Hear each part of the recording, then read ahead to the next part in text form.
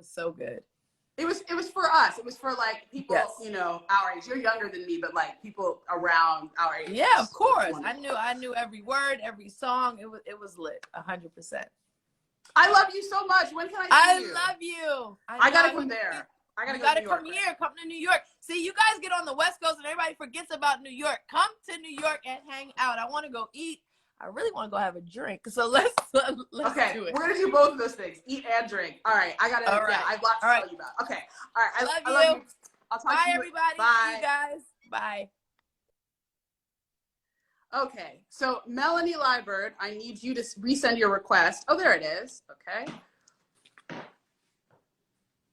And while we're waiting for Melanie to enter, I have some great questions for her. Yay! You two were just cracking me up. That was so good. It's so good.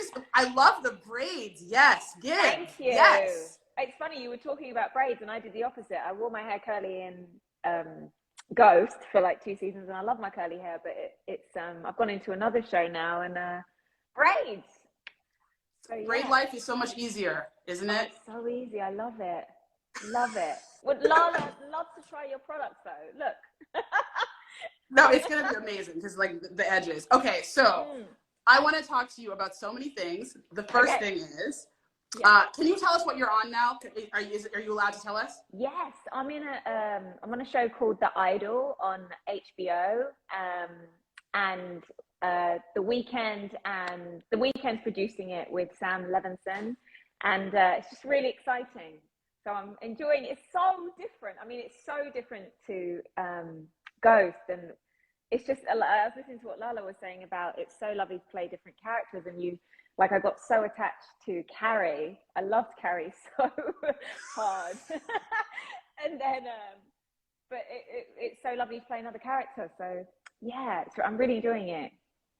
I'm so glad. I'm really excited. I love it. Please come on anytime and plug. Yes, for those of you who are saying, oh my God, her voice is different. Yes, Melanie Liebert is from the UK, everyone. Surprise, surprise. Hi, guys. Would you like to tell them sort of like how you got to power? Because I'm sure now they're like, oh, we didn't know she was British. So yeah, how I got to power. Well, I remember, and I'd heard so much about the show. I'd heard about you and what you created, of course. And because I'd worked with Lala, and I worked with Lala on a job years ago on a movie called Double Play. And of course, like, I knew that she was on Power, and I remember seeing the billboards in New York, and I'll never forget, like, they were just gigantic. And I was like, wow, that's Lala. I was just working with her. Like, and it was this massive billboard. It was just amazing. And then my agent said, oh, Kourtney would like a call with you. And I was like, oh my God. Kourtney Kemp, what? Of course, like, lovely. And I just remember talking to you, and you were so lovely, and, you know, just so easy to talk to. And just the character, just like Carrie, just seemed so interesting and so complex and nuanced that I was just sold. I was so excited. So. Well, thank you for the compliment. I created Carrie kind of, we wanted to talk about sex addiction, female sex addiction, because people do sort of male sex addiction all the time and really love addiction and all those things. And then it's funny because, of course, you know, it really worked out in season 2. You know, technically, Davis McLean is not a sex addict. He's not. Right? So I really love that going back and forth. Those men on that show get away with murder, but Carrie, she took a lot of slack being a woman. She took a lot, I think. And that's real to what women go through, I think, which is the standard's always different for us. Yeah. Tell me what was it like to work with Method Man? Cliff, amazing. I mean, what's so lovely about working with Cliff, he comes in and he just wants to talk about the character and he's just very excited and such a high energy. It's funny because I saw Shane posted something on set, and he was like rapping, doing a little, like, getting into I don't know if he was getting into character, but he was just having a great time. And that was working with Cliff. I was like, oh my God, that sums it up. Every time he was always making a joke, always messing around on set, and always so professional, but he just made it such a great environment to work in, you know. So he's so sweet, so sweet. He's a He was the only lovely. one missing from the halftime Super Bowl show. I was like, where's Cliff? Where's Cliff? I know that would have been amazing. That would have been way less West Coast, right? Though once you start to like, I know Mary's there, but it's like once you put Cliff in, it's like New York represent, right? Yeah. So some of the fans are asking for you to do an American accent, and what I would ask is, can you tell us how to do an American accent? Like, how do you do it? Oh, how? Oh my God, you're making me switch into American right now. But it's funny. I thought I could do an American accent because I was studying in the UK and I thought I could do an American accent. And then I came to America and went, oh no, you've got a lot of work to do. Because there are so many accents. And it's like the UK, there are so many accents everywhere. But I think you have to just choose kind of one person to study when you first start, so it doesn't throw you. So for my advice to actors would be like to choose an actress and really study that one actress or actor, and just the nuances and getting your the way I step into my accent is like Brits speak all from the front and Americans speak all from the back, and I feel like to step into my American accent, I just let everything go to mush. If that makes sense. Like everything's just looser. Like it's paralyzed, like it's just gone numb. So my tongue just kind of goes. Whereas Brits are like, Brits are doing too much. That's the thing. I love that expression for British doing too much. It is forward. Like when I try to fake a British accent, it's always like up front. But I'm not an actor, so I don't know. But it's funny. I was talking to someone recently about my American accent, and especially on our show, I used to, without even knowing, because I've been doing it so long, and I've always played an American. I think there's been one job where I've been in my own English accent, but every time, like, we'd get picked up, as soon as I got in the van that picked me up, I was American. And as soon as I got out of the van, I was British. And I was like, oh my God, I didn't even realize I was doing that. But it just became such a thing. But it really helps to let go of the character at the end of the day and step into the character. So yeah. Oh, that's awesome. I like that sort of like turning it off. You know what I mean? Like having like a kind of a separation between Melanie and Carrie, right? Because Carrie is up to no good, and Melanie is a serious actor who is doing her homework. All right, I wanted to ask you what was it like to work with Mary, and how did you feel about Monet killing Carrie at the end? It was amazing to work with Mary, and of course I thought, oh my God, this is Mary. She's the queen. She's amazing. And it was one moment, and I don't. And what episode was it where she held the gun to my head in the car? That's 204. I want to say. I think it's 204. Amazing. You're amazing to remember. I get so confused. You're amazing how you remember everything, of course, because you write it, but still. And we were doing this scene, and I was crying. I was like, it was a really full-on like traumatic scene, and because she like had this real, and they gave her a real gun to hold to my head. And halfway through, she goes, Melanie, you were on Game of Thrones. That's my favorite show. And I was like, what? You're Mary. Stop it. I think she's the sweetest, generous, lovely person to work with. Like the absolute, such a kind heart. It was such a pleasure to work with her. It really was. She's the greatest, and I mean, people don't know obviously because she's the queen, but she is so wonderful and generous, and she's a huge TV fan. When I first met Mary, I'm like, kind of like, oh my God, I'm going to meet Mary, but I have to be cool because like I'm also saying I'm going to write a part for you, so I got to be cool. She was like, oh, I love Power, and I know all these things about Power. She is like a television watcher. The reason that I have even seen, because I don't watch a lot of TV, or I didn't before because I was too busy. Mary introduced me to Snowfall. How about that? Mary J. Blige was like, you need to watch Snowfall. Stanton, we have the same great. manager. We went to the same drama school. Yeah, it's crazy. It's such a small world, but yeah. Oh, that's great. All right. Well, I'm gonna. I know it's sort of. I'm doing it a lot today, but I have Daniel Bellamy coming in soon. But before I leave, before we let you go off to the world of not being alive on Power anymore, can you I tell me know. can you tell me what your favorite scene was that you shot on the show? Oh my goodness, my favorite scene. There were so many. Um, oh, with Michael, so many with Michael, so many with Daniel, because Daniel's the sweetest. I mean, me and Daniel would sit there and go, oh my God, we've got to do a love scene, but the sweetest. We're all like a family on the show, so we're like talking each other down, like it's gonna be fine. But so many moments, so many. Like I had some great moments with Paige because she's the sweetest too. And oh my God, I never got to work with Latoya, but I saw the work that they all did at that dining room scene, and I was so proud of them all because really, we really did connect. And I think it was a part of, you know, being on a show and being in COVID, and we wouldn't have usually got that time to hang with each other. But because, you know, everyone was a bit frightened of the world and what was out there, we all just kind of clung together and hung out together and went round each other's apartments and had dinner. And so I love those guys, and I'm so grateful for them all. Yeah, they were, I mean, you Yeah. guys were such a great crew. I was so sad because I was like far away and I wasn't part of your little COVID bubble. I was like so jealous. Yeah, what do you do? Well, thank Yeah. you so much for your time. I love you so much. Oh, I can't wait to work thank with you again. you. I Good know, luck I know with we're your going new to work show. together again. And thank you so much. I had so much fun. It was great. Thank you. Bye, sweetheart. Bye. Bye. Bye. Oh. Okay, so now, awesome. Now I have to look for a request. Daniel, if you can send your request again, that would be great. There we go.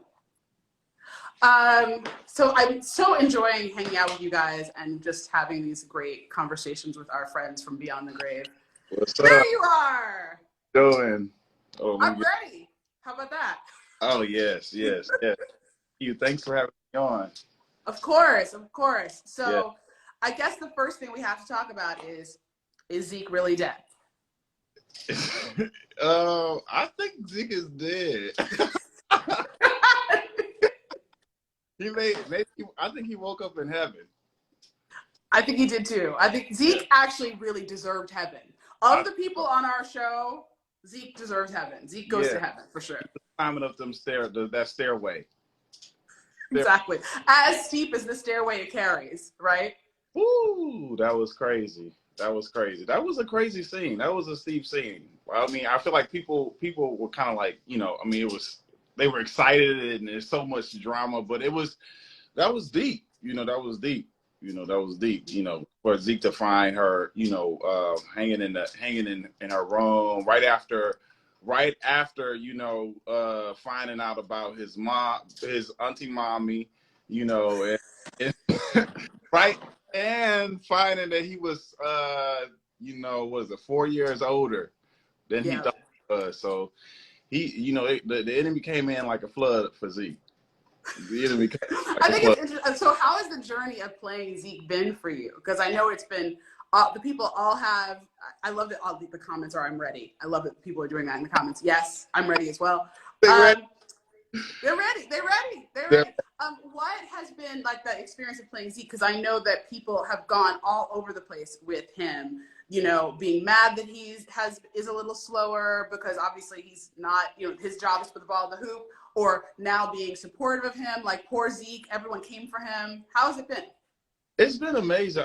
Honestly, it's thank you so much. It's been an opportunity of a lifetime, you know, to play Zeke, to embrace his voice, his character. I never saw him as stupid. I think that you know, like he's misinformed. Like, you know what I'm saying?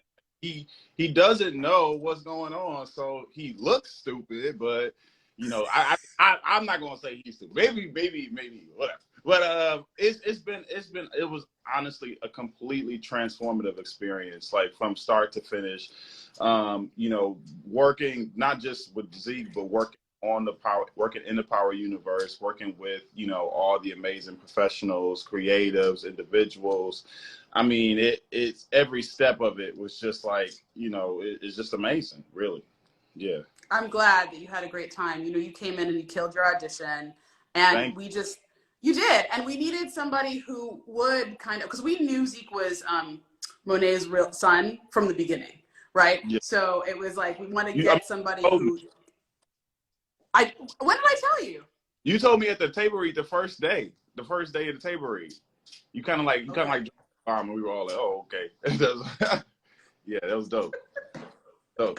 I know that Mary had like lovely things to say about working with you, because she definitely told me. How was your experience working with her?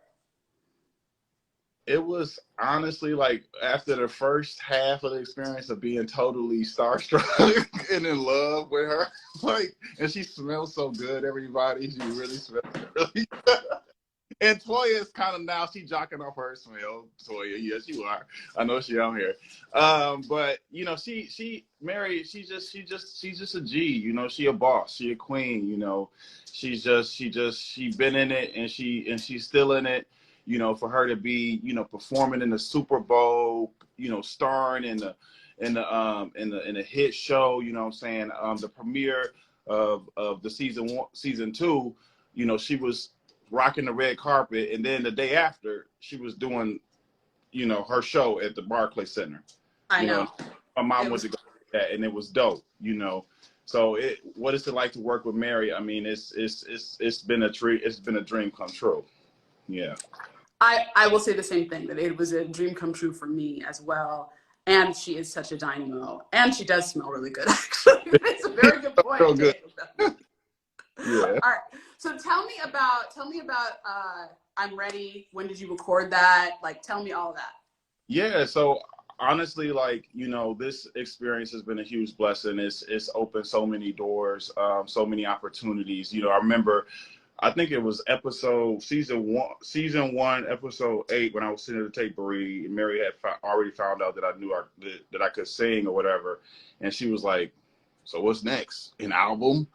And I remember, like, you know, in that moment, like being like, oh God, I gotta press forward, because she said something, you know what I'm saying? I don't know if I don't do something, I'm gonna look like a fool, you know? And so, like, really from, like, I mean, before that, I was working and grinding towards, you know, realizing the process for, you know, sharing more of my creativity.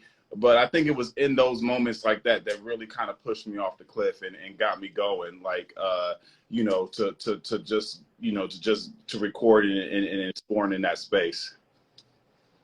Yeah, I mean, that's actually great. The idea that Mary encouraged you, you know, to have basically one of the icons of music say to you, so where's your album at? Right, like, yo, you know, it's like, okay, well, let me go find it. and I'm grateful that I'm able to release it and share it with everyone. We just had a comment. Someone said this is the quickest I've ever seen Zeke talk, and I wanted to say to them, Daniel is an actor. That's not actually him that you're seeing. He's actually not Mary's son in real life. That's okay. I'm glad that people, you know, were so convinced at his, you know, one of the words that you guys gave to me was innocence, you know, easily impressionable. I think it was a couple more that just sort of inferred his sort of, he trusts easily, you know, he's gonna, you know, so that I really wanted to honor, you know, that part of his, you know, in terms of his character, you know. Yeah, I think that you did a beautiful job of honoring someone who has not been taught to think for himself, and that was so beautiful, especially in that scene where he asks Monet, "Did you have something to do with Carrie?" Because you know it took him all his little courage, right? Oh, that was so cold. She was just lying to him. Poor Zeke. Zeke has had a rough road. That's what I'm saying. He's in heaven right now. Yes. And I did like the meme that was like him in heaven, and he was like, Carrie, what are you doing here? It's like kind of, it was so great. So many memes, and you know, shout out to Rising Stars. That's an organization that I'm using. You know, all the memes they create, they gave Zeke a life of his own in the metaverse. ZEEKE, you know, ZEEEK, ZEE. It was all these different variations of this persona, and so, we actually did just did an NFT pre-sale, sold out. We're giving Zeke to the metaverse. You know what I'm saying? We letting them have them. I'm sure there's gonna be some kind of memorial or something, come soon. So they'll still have a piece of him. Yeah, Zeke's legacy continues in the show, even though, yes, confirming he is dead. His legacy does continue in the show because everyone is affected by that death. Monet more than anyone. Right. She blames Diana. So let me ask you something. How do you feel about that, Daniel Bellamy? Do you blame Diana for Zeke's death? And people are also blaming Toya, which I'm like, Toya didn't write it. You know what? She gonna be mad at me. But I'm not gonna say it's Diana's fault because, she is also a youth. She also is, a little clouded by her own innocence. You know what I'm saying? So, and she wanted to get the truth that she needed out. So like most young people or youth, young adults do or whatever, but. I think it's Monet's fault, that Zeke is dead. Like she that's on her. That's on Monet.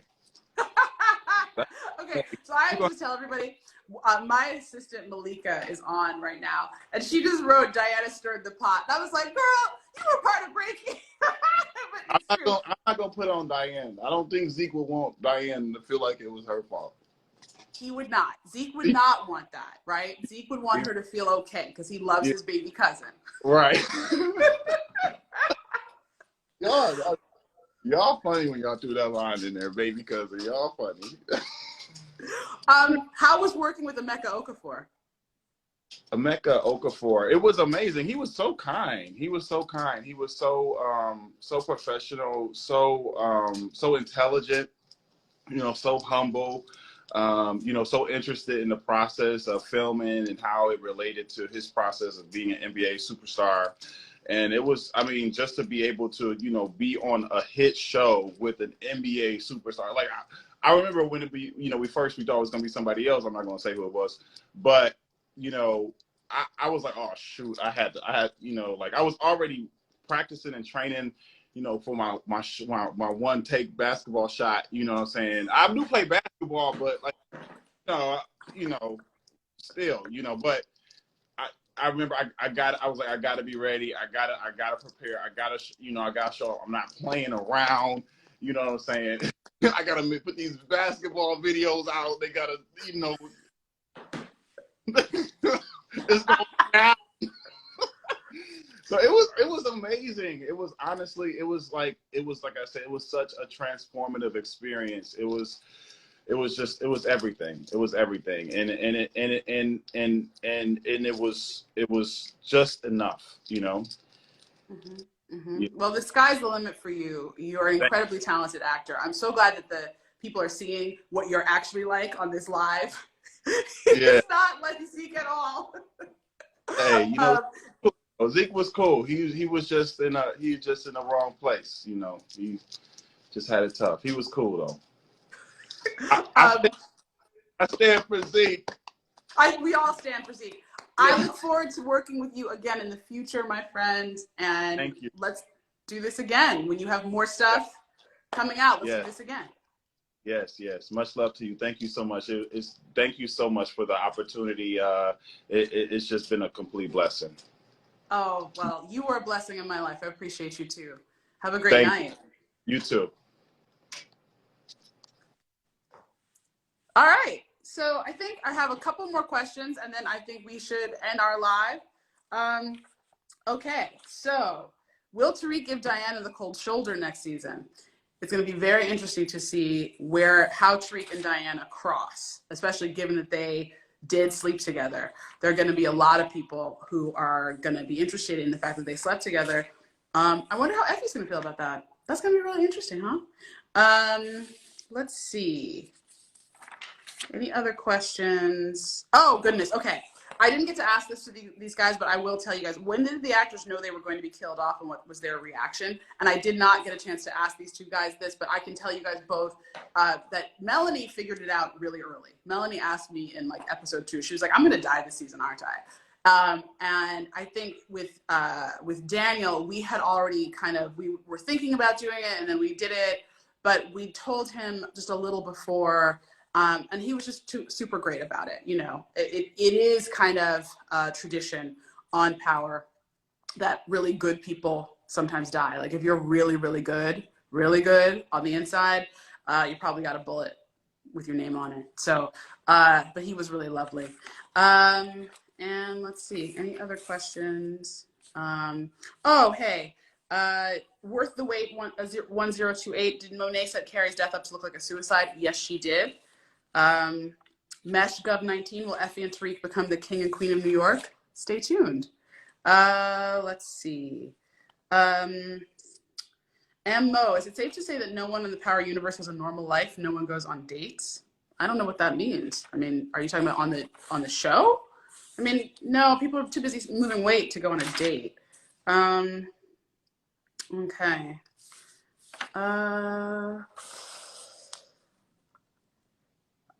Okay. Can you talk to us about a deleted scene? I think this is a great way to end, actually, this whole season of doing these lives. Because this is the last one, you guys. This is the last one I'm going to be doing.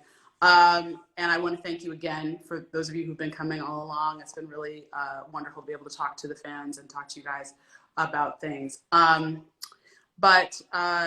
Yeah, I guess when I think about deleted scenes or scenes that we took out of the show, there are always scenes that were, you know, they weren't really necessary, right? That's why you didn't get to see them.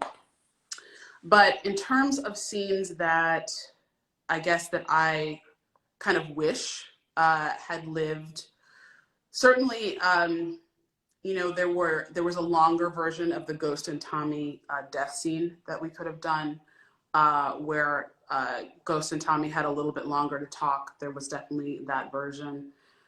I would say, you know, there are all these missed opportunities with dead folks. One thing that I never got to do was I never really got to cross Anika Noni Rose's character Jukebox with Tasha. I never got to get more of those relationships together. That would have been nice to do. But again, as some of you guys know, the reason that we had to kill Jukebox off was that Anika had to go be in the quad. It was not just that it was time for the character to go. As for, someone said, can I release the scenes? Let's see. Can I release the scenes that were, Dontavious Jackson, release the scenes that didn't make it? I have no control over that. I've asked for years, actually, for us to be able to do cut scenes that were shot and deleted, because they're not really deleted. They're in the cut and then we take them out, but they still exist. We shot them. And so, yeah, I've asked stars before, multiple times. I don't know if it'll ever happen, but maybe someday I'll just watch them all and tell you guys the story. We'll have story time on here. All right, well, this has been lovely. I really appreciate you all so much. Oh, someone asked Jukebox knew Tasha. No, I wanted her to cross with Tasha. I wanted Jukebox and Tasha to cross once Jukebox had kidnapped Tariq, if that makes sense, because Tasha would have had something to say about that. Okay, and on that, thank you guys for all the compliments about my hair. Appreciate you. Thank you so much for being here and for all your amazing questions. And for those of you who guessed that Zeke was going to die, those of you who guessed that Zeke was Monet's son, those of you who guessed that Mecca was going to die, those of you who thought Carrie and Monet would have a fight and that Monet would win, those of you who thought Tariq was going to get arrested, those of you who thought Kane was going to bring that body up. I mean, there were some of you guys who really asked questions that were like dead on. Someone actually asked in the comments once, is Kane going to have Braden help him raise the body? And I had to look at the name to see if it was someone who worked in our writer's room.